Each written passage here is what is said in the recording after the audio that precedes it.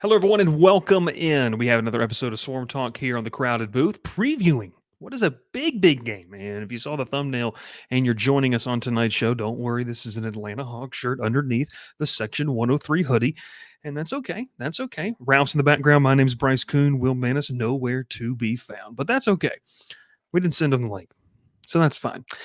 Welcome all. Welcome in as we take a look at a game that is very important. We're going to preview it. We're going to talk about the importance. And we're going to answer the question here tonight that this might just be the most important football game under Brent Key at Georgia Tech. I don't think that's going out on a limb. You know, when you talk about the stakes and you talk about what you have an opportunity to do, I think there's a lot of merit to that. So we're going to talk about that and more here on tonight's show. But before we get started, Ralph, throw up that Section 103 graphic.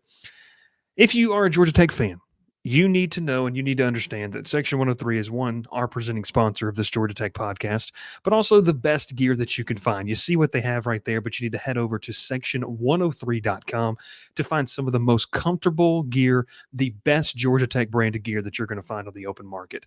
They do a great job, great partnership with them. We're excited to continue and keep that up.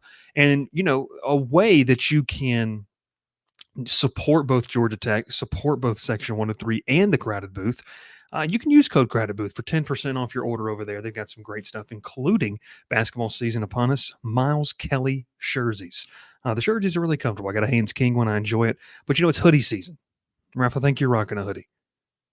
You are. Ralph's rocking a hoodie. But, hey, we bring it back here. So that's Section 103. Some thanks for them being a part of what we do. Let's talk about this game. You know, when I went into the preseason and I said, I think I gave my predictions and kind of, what I thought could happen. I pretty much said that, I think I went 5-7, and I said, this is a game that you're going to have to circle on the calendar as one that you're going to need, one that you're going to need to have and have probably emphatically. Now, I don't think that any of us, and I was talking with some folks on the radio up in New York yesterday about this, any of us could have imagined to the magnitude of how you would get to this 5-5 record. If you'd have told me that to beat Miami like the way they would, I would have told you you're crazy. Beating North Carolina, maybe a lot of people wouldn't think it's crazy, but upsetting them for the third straight year, it really, it didn't necessarily seem that you would go that way. So, look, you're 5-5. We talked about this on Sunday. It's crazy. It's kind of weird to look at when you start to kind of see the magnitude of what Saturday means. It's going to be a night game. Bobby Dodd, really big excitement. But as you get to this football game, both teams are who they are. And I've almost said that too much at this point, and really almost said too much for both teams I cover in Georgia Tech and LSU, because they are who they are.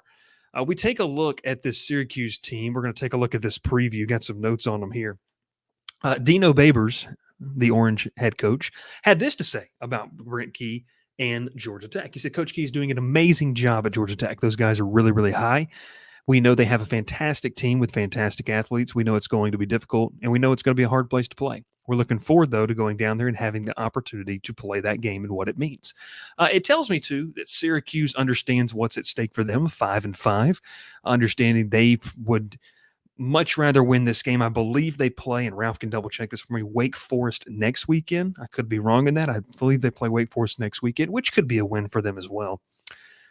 But this is a game where Syracuse, after really kind of being a program that started off hot and kind of looked like a sleeper team. Ralph's got in the messages for me. He's going to put it down here. Texas, 6.5 point spread in the game. The over-under is 53.5. We're going to take a prediction, final thoughts at the end of the show. The money line is minus 240 for Georgia Tech in this football game. Looking at Syracuse, though, they beat Colgate pretty handily. Never lose. You can't lose to food. You can't lose to toothpaste. So you can't do those two things. And they didn't lose to toothpaste. Western Michigan 48-7, Purdue 35-20. They beat Army 29-16, and then as they rolled in with a 4-0 record, albeit against teams that necessarily didn't pop off the paper, but it was a solid start for a year in Garrett Schrader, a year in what Syracuse wanted to be a successful season. Folks, they were 4-0 entering a matchup on September the 30th against Clemson. They lost to Clemson up in Syracuse, and I think we had even mentioned, I believe, that Will had talked about that being a game to watch. Clemson, would they suffer a letdown up there in the JMA Wireless Dome, which, Ralph, what did that place used to be called? What did Syracuse used to call their stadium? It was like I don't remember what it was. Anyways, crazy stadium. They then go to North Carolina. They get beat 40-7. Then they lose to Florida State 41-3. Back-to-back humiliating losses. They then turn around and they lose to Virginia Tech. They lose to Boston College 17-10. And then they go to Yankee Stadium, which was a cool venue, by the way, for them to be able to turn that into a football stadium. Way, way better than Wrigley. It used to be called the Carrier Dome. That is correct.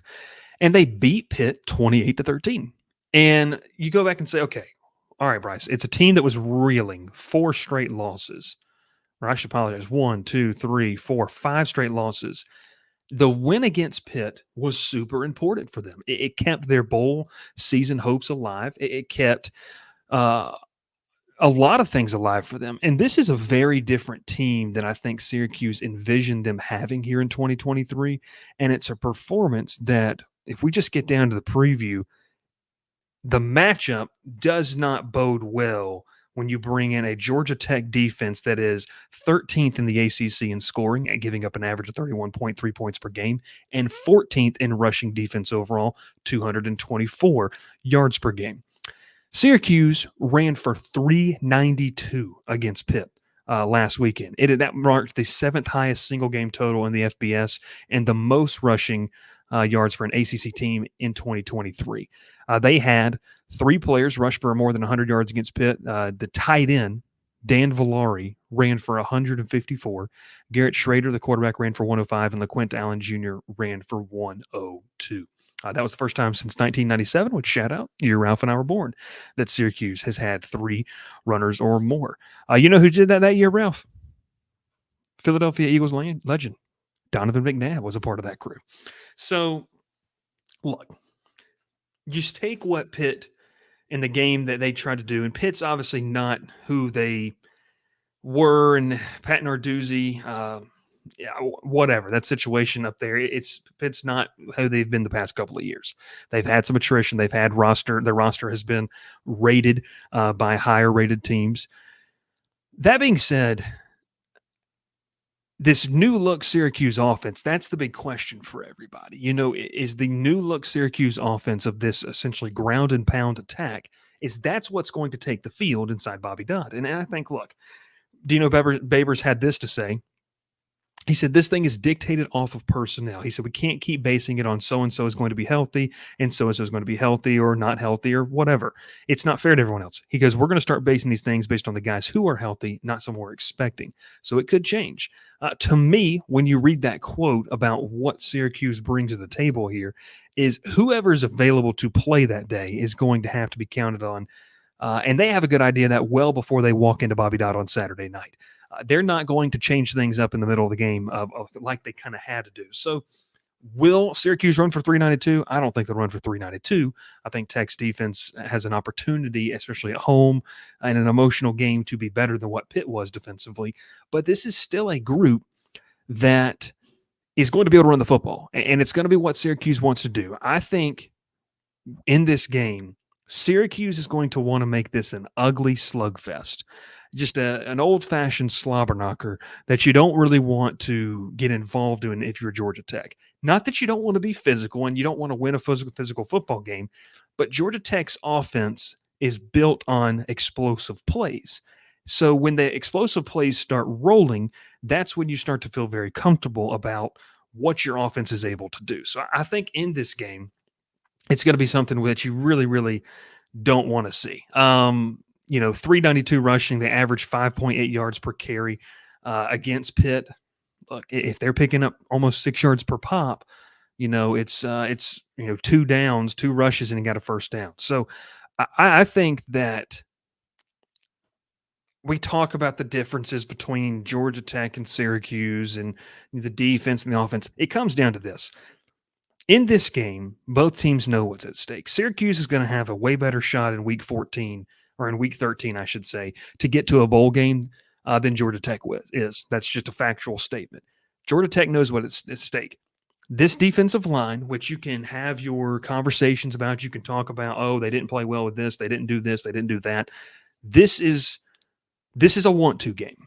This is a game where you have to be able to kind of not manufacture, because you should already be fired up, but you're going to have to really put this on the line, because for a lot of these guys, it's the last time they're going to suit up. Not this game, but this season, the next two games could be the last time you suit up and play football, not only just at Georgia Tech, not only at the college level, but ever. So that being said, it's a want-to game. Guys like Daquan Dowse, guys like Horace Lockett, guys like Zeke Biggers up front. This is a game of testing your mental fortitude, your mental capacity to be able to push all these other narratives aside and say, yep, we know we're 13th, we're 14th in this in the conference. We have to play better, and we have to play a sound, solid brand of football to win this game. I think this is a game where Georgia Tech has to throw all the stats out. And you might say, well, that's a little that's you can't do that. You got to rely on stats. And I think you do. I think that stats are very key to look at in this, and it's going to tell you a lot about how this game goes. But for Georgia Tech to be able to win this game, they're going to have to control the line of scrimmage. They're going to have to control let's say the overall football game and time of possession and so many different things. And what I think it begs the question of is, this is up to the front seven. We have all expressed our opinions on here that the linebacker play has been porous. The defensive line play has been a step back from last year at times. I think you have, a rush end in Kyle Kennard that is a good football player, has had some really, really big performances, and then has gone quiet. Partially that's due to the other side not being, having that standout player. But this is a game that you really have to look at, and you really have to kind of tell, okay, yeah, you're favored in this game by 6.5 points. You're also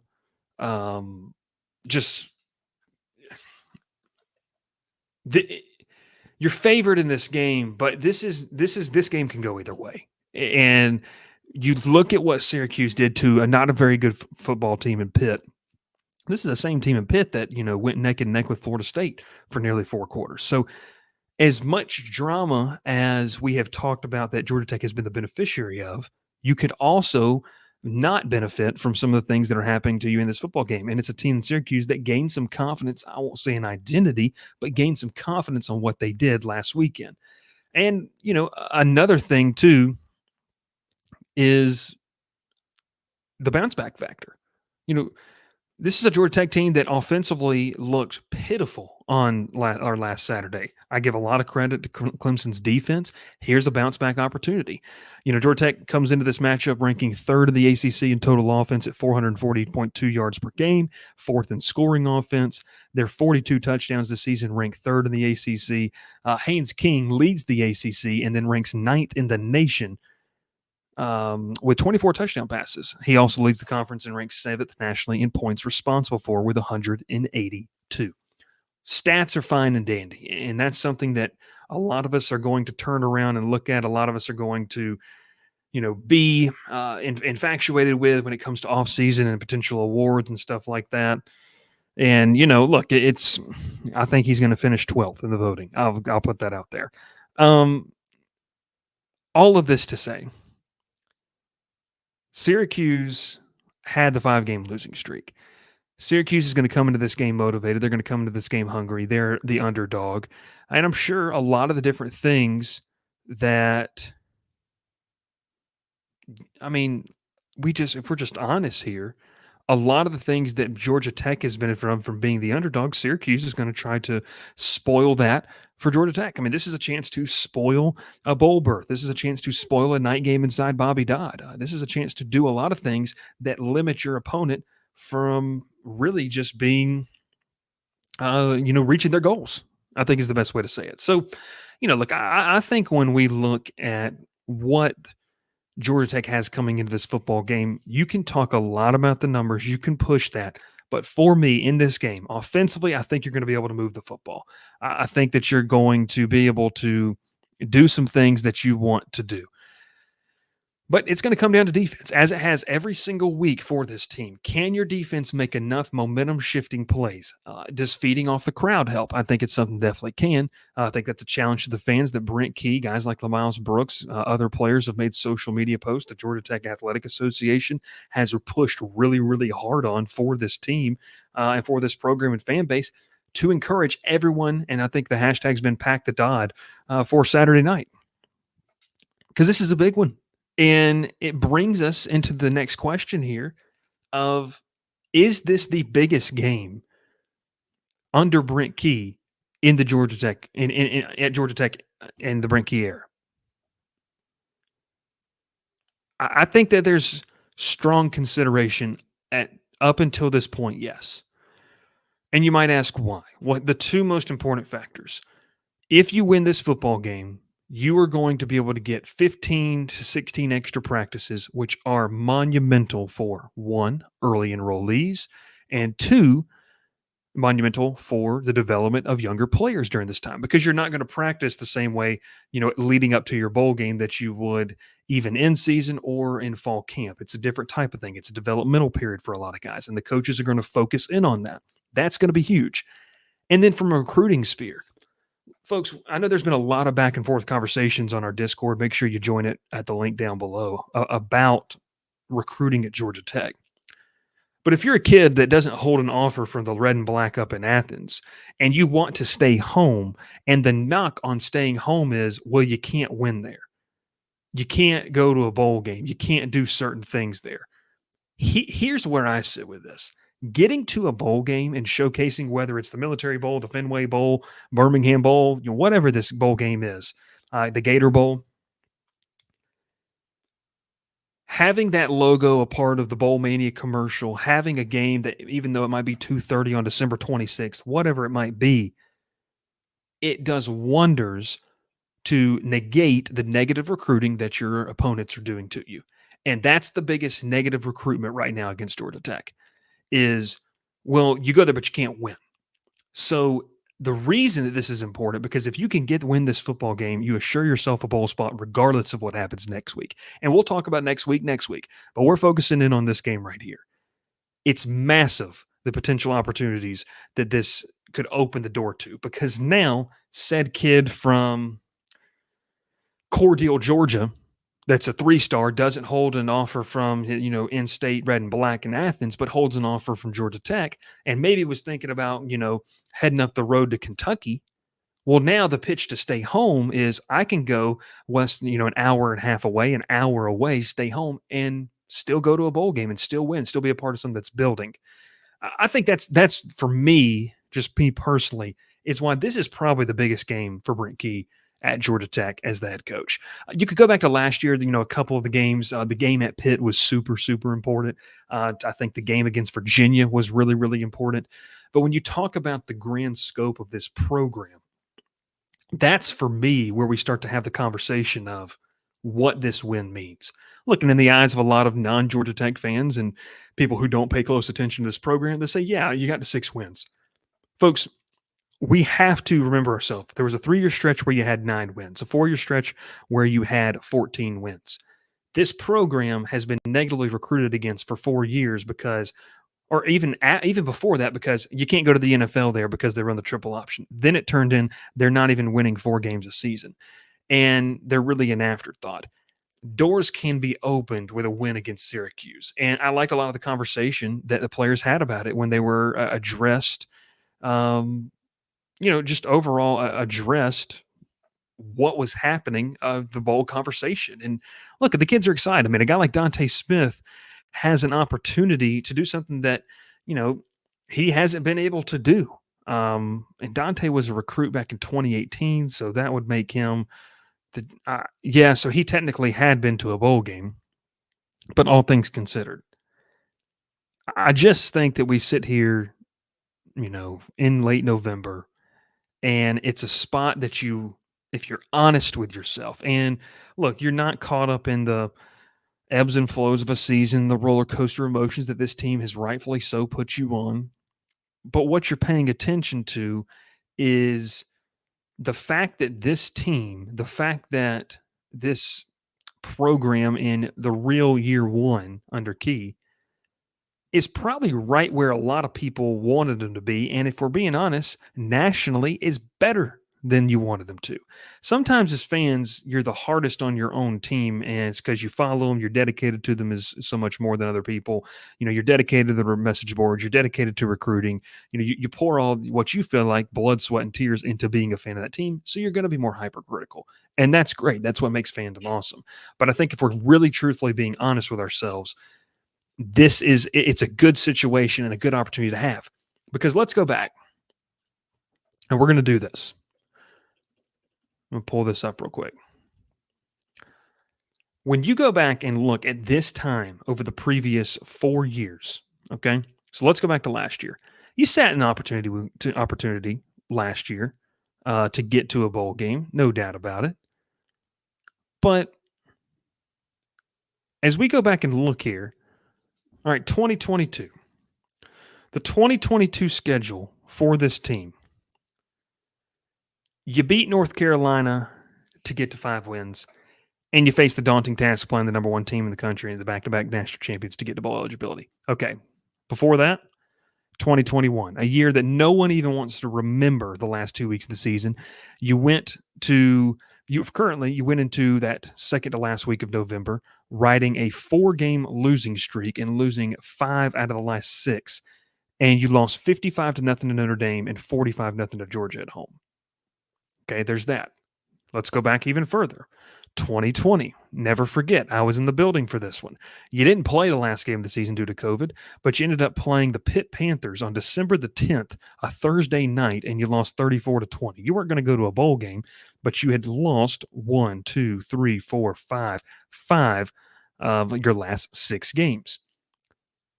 2019, just for reference, we're going to go all about 2019 as a data point here. You rolled into the second to last regular season game of the year, the losers of 1, 2, 3, 4, 5, 6, 7. 7 of your last 8 games. You beat NC State inside Bobby Dodd, but then you obviously weren't in a position to get to a bowl game. This is the first time outside of last year we can talk about. You've been and had an opportunity to get to a bowl game and just be relevant. The things that this can do for you, and I want to throw the comment up there that Will has right there, and I got it right here, Ralph. It's no excuse for Tech in any of the private program to not be in a bowl game every year. There's a reason. All this being said, this is a game that is super, super important, and I don't know. I think that overall, when you look at this matchup, yes, Georgia Tech's a 6.5-point favorite. Yes, Syracuse has had a bad run, but all the chaos that you have manufactured, all the chaos that has happened to you could very easily turn around and happen to you in this football game. I don't think that there's not a line of reprieve I'll use that you can just rely on to win this football game. It's going to be very, very interesting. Very, very interesting to watch and monitor as we continue to go through the season. So I think it is, and I'd love to hear from you all on this. I think that this is something where this is the most important game in the short Brent Key era at Georgia Tech, because you got to get to a bowl game. You have to get to a bowl game to stay relevant. I said coming into this season, and we'll get to that question real quick, Ralph. I said coming into this season, this was one of the most important, if not the most important, Georgia Tech football season in the modern era. Because given in the landscape of college football, of where you're at, media rights deals, conference expansion, all of these different things, you had to put together a good showing. Has it been great? No. Do we know now that you probably could have been better? Probably.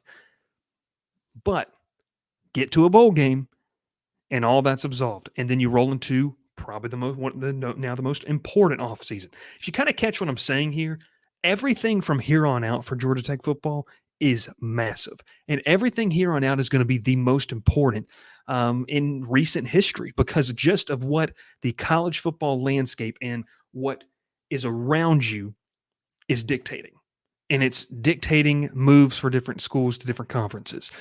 We can have a conversation, and all 3 of us, the guys We're going to talk about, the impact of this season in conference realignment. We're going to talk about what the future of that looks. We're going to have plenty of time to talk about that from January to July and January to August.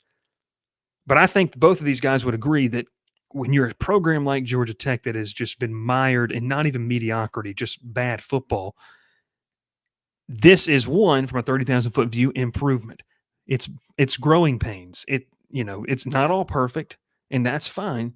But you have a really, really prime opportunity to put yourself, I don't want to say on the map in the scheme of the Georgias, the Alabamas, the Ohio States, the Michigans. I'm not talking about that. But you're putting yourself in a situation here where you can say, you know what? That's a program that is trying to position itself for the future of college football. And I think that's where Georgia Tech wants to say. That's where I really, really feel it right there. It's going to be very, very interesting. Ralph, let's get to a couple of these questions right here. I got this one. And then you can scroll through them after I answer. Randy Carson, appreciate you tuning in. He goes, is it to Tech's advantage that Syracuse has Wake after us so they have 2 chances to bowl? Randy, I think that you could definitely look at it like this, through this lens. What I also think that if Dino Babers and Syracuse are a well-coached football team, they're going to be very, very focused in this game. And I think that's going to dictate a lot of what happens in this football game. I think this is going to be a game where you have to have some super discipline.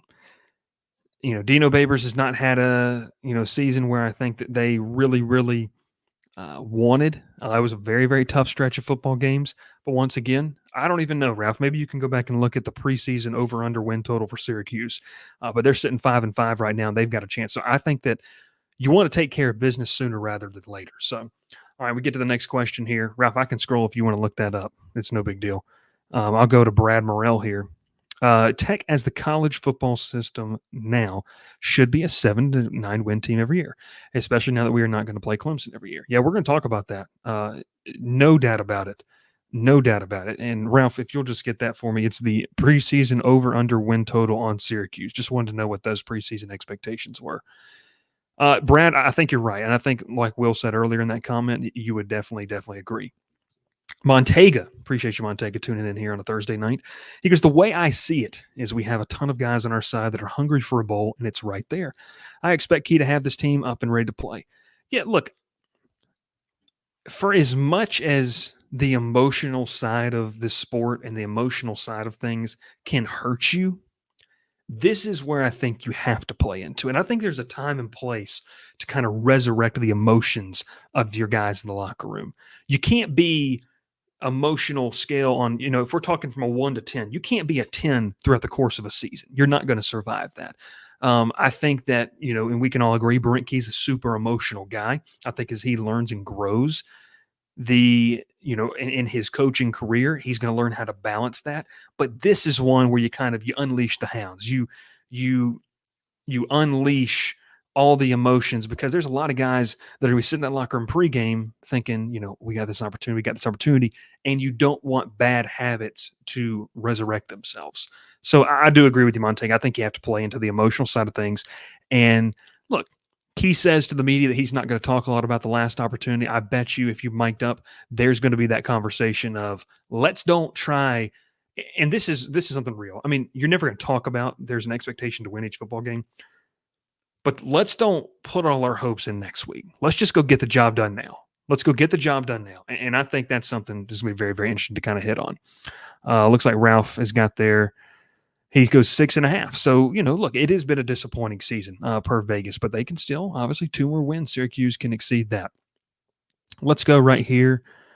Montega goes back.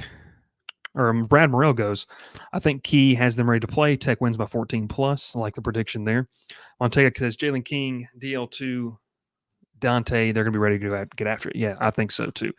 Donna Bob says maybe not the biggest game of Brent Key era, but definitely the most consequential. And that's what this is more in lines of. This might be the most important and have the most repercussions of your season. I think it does. Donovan goes, what does winning do to help attracting a new defensive coordinator at the season and potentially new position coaches? Great question. We'll touch on this. If Georgia Tech decides to make these moves, we're not going to necessarily talk about stuff until it happens. But if Georgia Tech decides to make moves and shore up some different spots on the coaching staff, yes, when let's say you're a safeties coach or you're a linebackers coach somewhere else, you're a DC at a group of 5 school, and Georgia Tech calls you or Brent Key calls you in December about what he wants you to do and to be a part of his program, and you see a team that, maybe 5-7 or 6-6, but you see them 6-6 and go win a bowl game 7-6. Now you're watching that game, you're flipping that game on in December. And look, guys, that's why teams, these group of 5 programs, and Ralph can attest to this. I mean, I think this is something that helps the group of 5 level so much. Playing in these bowl games, it's why you don't see a lot of opt-outs for those guys, because the opportunity to go and win a bowl game does wonders in the financial impact of what it can help for your school and the generating of momentum heading into the next season. And really, if we're being honest with ourselves, it's way beyond just next season. It's like what you talked about, Dr. Bob, the coaching carousel, the recruiting, the transfer portal now. I mean, if I'm a transfer receiver from, I don't know, from Western Kentucky, and I was the best of the Conference USA this year, and I'm sitting there and Georgia Tech's playing, Memphis in a bowl game, and man, Haynes King's slinging it. And I know a couple of these guys don't have eligibility next year. Well, now there's the conversation of maybe that's a place I want to be. So I think it definitely plays into that, Dr. Bob. I think there's a lot of things. We can just keep moving down the list there, Ralph. Louis Andrews says, I honestly think that we are understating the home field advantage. Pretty much no player on this team has ever played in the Pac to Bobby Dodd. It's going to be a big boost. I agree. Hands down. Dr. Bob goes, the win in the Cotton Bowl for Tune last year changed the university. That was a throwaway game for USC, but remembered in uptown New Orleans forever. This is and go back to that real quick, Ralph. This was perfect example. Tulane doesn't have the best athletic financial situation. They've got a lot of different things that I think that they have to figure out in that. I mean, they're doing a good job, but you're exactly right, Dr. Bob. From a national landscape, it gets people talking. And look, when you talk about Georgia Tech, like the national perspective of them is looking outside of the sphere of Georgia Tech fans and the media. Their job is to cover Georgia Tech. And I can tell you this because this is what I do. And when I bring it up to people or people bring it up to me, knowing my past and the affinity for Georgia Tech, it's, man, that's a crazy up and down program. Like, how do you lose to Bowling Green but beat Miami and North Carolina? And that's that. So you want positive press. Getting to a bowl game and winning a bowl game is more positive PR. So I think it's I agree with you. Hal Road goes here. He goes, 2 not too stout defenses going at it. If we can score 40 plus on UNC, we need 45 plus on the Orange. All right. It is prediction time. Ralph, I don't know if you have final thoughts / predictions in there. If you do, you can throw that up. We can get that up there. Let's talk about this. The spread on this game, Ralph, you and y'all are just having a field day in this chat over here. I got to scroll all the way up. Georgia Tech is a 6.5 point favorite. The game over under is 53.5. I've been thinking about this one all day, and I've made some notes on this of why I think about what I think about the outcome. So let's take a look. I think this is going to be a physical football game. Syracuse is going to want to play you ugly. They're going to want to play, get down in the mud with you, because I think that they're a team that, look, this is what they got to do. They've got to be able to do this. So that being said, I've got Georgia Tech winning this football game. And I've got the final score being 34-24 in favor of Georgia Tech, which, Ralph, that puts me in line for the over in this football game. I think they're going to be able to score some points. I think Georgia Tech's going to be able to feed defensively, though, off of a hostile Bobby Dodd crowd. And I think the offense, I think Haynes King is going to make a play late to ice this game. I'm talking about it's a 27-24 football game. Maybe the defense gets a turnover, and then King and whoever, you want to talk about Eric Singleton Jr., you want to talk about Christian Leary, whoever you want to talk about, Malik Rutherford, big play drive to go up 10 with about a minute remaining and ices the game and gives Georgia Tech a spot in bowl conversation. Sea-Dog says we just lost now. But hey, that's what I think. Let me know what you think down in the comments below. Hey, we appreciate everyone tuning in live here on a Thursday night. Now, a couple of comments, concerns. Obviously, our typical showtime Thursday evenings is not going to be available for people next weekend because you're going to be celebrating Thanksgiving, and we want you to do that. So no live show next Thursday. We're going to try to see what we're going to do next week in terms of show schedule. We'll get that posted, and if you're like, hey, I want to know a couple of things, subscribe to the YouTube channel. It's completely free. And then also set up notifications, hit that little bell right down there below, and you can be in the know about everything we have going on.